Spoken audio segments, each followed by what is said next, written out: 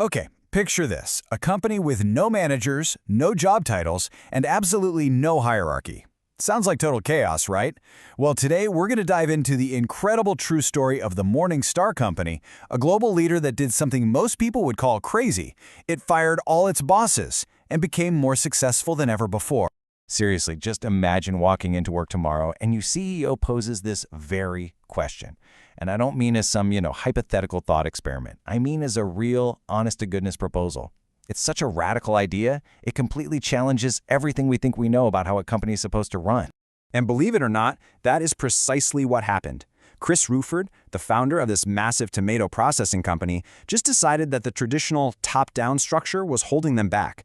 He had a vision for something totally different, a company built on self-management, where people coordinate their work directly with each other instead of reporting up a long chain of command. But what makes this story really stand out is how they did it. This wasn't some top-down order to get rid of the top-down system. That would be a bit ironic, wouldn't it? No, Rufert knew this would only work if everyone, and I mean everyone, from the leadership team right down to the people on the factory floor, was completely on board. This was going to be an all-in experiment, or it was nothing. So he went to his leadership team with this incredibly clear mandate. He wasn't asking them, hey, what do you think about changing things? He was telling them, this is happening, how are we going to make it work? Just think about that. He was basically asking his managers to help design a system that would make their own jobs obsolete. And this is where it gets really interesting. Rupert put this number on the table, 80%. He made a deal if less than 80% of every single employee voted yes to this new structure, the entire experiment was off. They just go right back to the old hierarchy. The power was truly and completely in their hands. To guide this whole process, Rufert laid out 5 non-negotiable preconditions.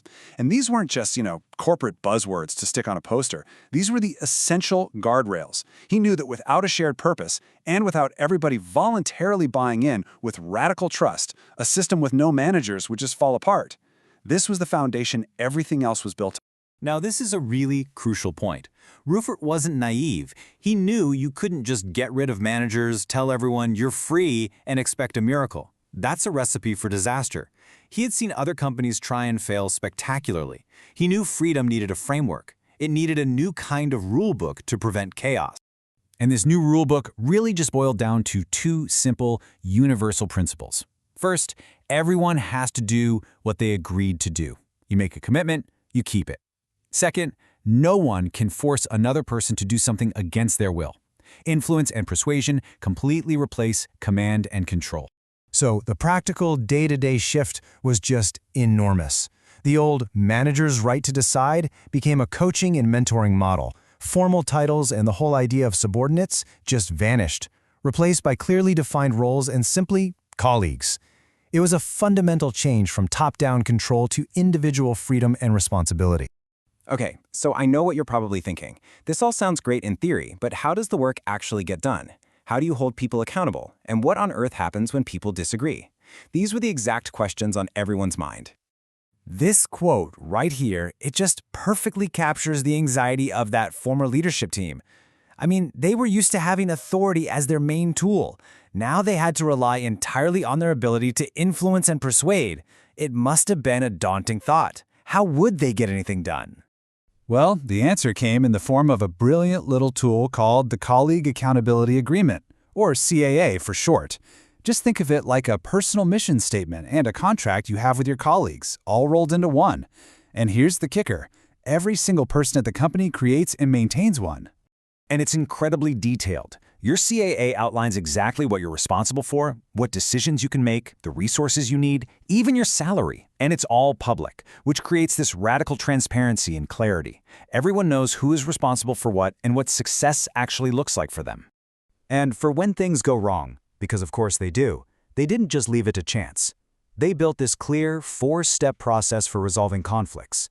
It starts with direct communication, no gossip. If that doesn't work, you bring in a mediator. Still no luck? A panel of your peers helps out.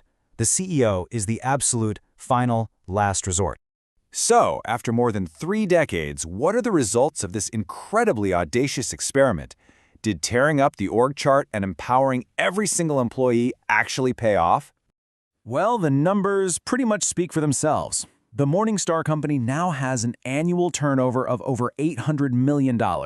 This isn't some small, quirky operation. It's a massive, commercially successful global enterprise. And their market dominance is just staggering. They are the world's largest tomato processor, supplying over 40% of the entire global market for ingredients like tomato paste. And just remember, this level of success was achieved after they got rid of all their managers. So what's the big takeaway here? Morningstar's success wasn't magic. It was built on a super clear vision, a deep commitment to involving every single employee in the journey, and the wisdom to create essential boundaries, like that colleague accountability agreement that made freedom productive, not chaotic. And that brings us to the final question. After seeing how Morningstar did it, with that total buy-in, those clear principles, and those robust systems for accountability, it really makes you wonder, doesn't it? What would it take for your organization to do the same? Could it really run without bosses? It's definitely something to think about.